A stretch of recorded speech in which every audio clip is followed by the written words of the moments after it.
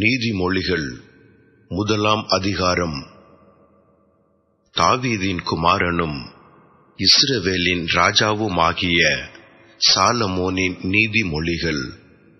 இவைகளால் ஞானத்தையும் போதகத்தையும் அறிந்து புத்திமதிகளை உணர்ந்து விவேகம், நீதி, நியாயம், நிதானம் என்பவைகளை பற்றிய உபதேசத்தை அடையலாம். இவைகள் பேதைகளுக்கு வினாவையும் வாலிபருக்கு அறிவையும் விவேகத்தையும் கொடுக்கும். புத்திமான் இவைகளை கேட்டு அறிவில் தேறுவான். விவேகி நல்ல யோசனைகளை அடைந்து நீதிமொழிகளையும் அதன் அர்த்தத்தையும் ஞானிகளின் வாக்கியங்களையும் அவர்கள் உரைத்த புதை பொருள்களையும் அறிந்து கொள்வான். கர்த்தருக்கு பயப்படுதலே ஞானத்தின் ஆரம்பம். மூடர் ஞானத்தையும் போதகத்தையும் அசட்டை பண்ணுகிறார்கள். என் மகனே, உன் தகப்பன் புத்தியை கேள், உன் தாயின் போதகத்தை தள்ளாதே. அவைகளால் உன் சிரசுக்கு அலங்காரமான முடியும், உன் கழுத்துக்கு சரப்பணியுமாயிருக்கும். என் மகனே, பாவிகள் உனக்கு நயங்காட்டினாலும் நீ சம்மதியாதே. எங்களோடே வா, இரத்தம் சிந்தும்படி நாம் பதிவிருந்து குற்றமற்றிருக்கிறவர்களை முகாந்தரமின்றி பிடிக்கும்படி ஒளித்திருப்போம். பாதாளம் விழுங்குவது போல் நாம் அவர்களை உயிரோடு விழுங்குவோம். குழியில் இறங்குகிறவர்கள் விழுங்கப்படுவது போல் அவர்களை முழுமையும் விழுங்குவோம். விலை உயர்ந்த சகலவித பொருள்களையும் கண்டடைவோம். கொள்ளை பொருளினால் நம்முடைய வீடுகளை நிரப்புவோம்.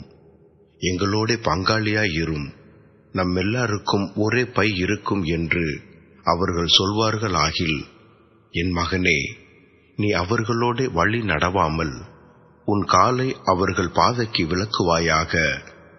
அவர்கள் கால்கள் தீங்கு செய்ய ஓடி இரத்தஞ்சிந்த தீவிரிக்கிறது. எவ்வகை பட்சியானாலும் சரி, அதன் கண்களுக்கு முன்பாக வலையை விரிப்பது விருதா. இவர்களோ தங்கள் இரத்தத்திற்கே பதிவிருக்கிறார்கள், தங்கள் பிராணனுக்கே ஒலி வைத்திருக்கிறார்கள். பொருளாசையுள்ள எல்லாருடைய வழியும் இதுவே. இது தன்னையுடையவர்களின் உயிரை வாங்கும். ஞானமானது வெளியே நின்று கூப்பிடுகிறது, வீதிகளில் சத்தமிடுகிறது. அது சந்தடியுள்ள தெருக்களின் சந்திலும் ஒளிமுக வாசலிலும் நின்று கூப்பிட்டு பட்டணத்தில் தன் வார்த்தைகளை வசனித்து சொல்லுகிறது. பேதைகளே, நீங்கள் பேதமையை விரும்புவதும், நிந்தனைக்காரரே, நீங்கள் நிந்தனையில் பிரியப்படுவதும், மதியீனரே, நீங்கள் ஞானத்தை வெறுப்பதும் எது வரைக்கும் இருக்கும்? என் கடிந்து கொள்ளுதலுக்கு திரும்புங்கள். இதோ என் ஆவியை உங்களுக்கு அருளுவேன், என் வார்த்தைகளை உங்களுக்கு தெரிவிப்பேன். நான் கூப்பிட்டும் நீங்கள் கேட்க மாட்டோம் என்கிறீர்கள். நான் என் கையை நீட்டியும் கவனிக்கிறவன் ஒருவனும் இல்லை. என் ஆலோசனையை எல்லாம் நீங்கள் தள்ளி என் கடிந்து கொள்ளுதலை வெறுத்தீர்கள். ஆகையால் நானும் உங்கள் ஆபத்து காலத்தில் நகைத்து, நீங்கள் பயப்படும் காரியம் பூசல் போல் வரும்போதும், ஆபத்து சூறாவளி போல் உங்களுக்கு நேரிடும் போதும், நெருக்கமும் இடுக்கணும் உங்கள் மேல் வரும்போதும் ஆகாடியம் பண்ணுவேன். அப்பொழுது அவர்கள் என்னை நோக்கி கூப்பிடுவார்கள், நான் மறு உத்தரவு கொடுக்க மாட்டேன். அவர்கள் அதிகாலையிலே என்னை தேடுவார்கள், என்னை காண மாட்டார்கள்.